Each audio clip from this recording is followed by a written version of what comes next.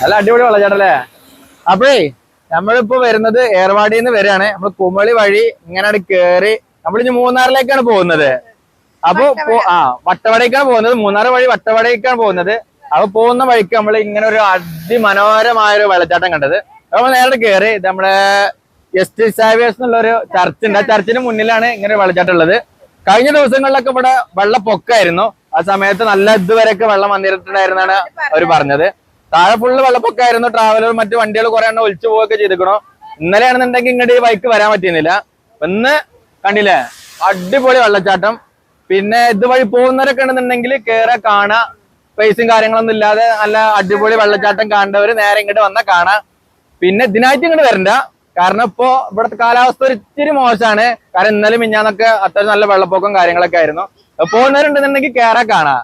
അപ്പൊ ബൈ.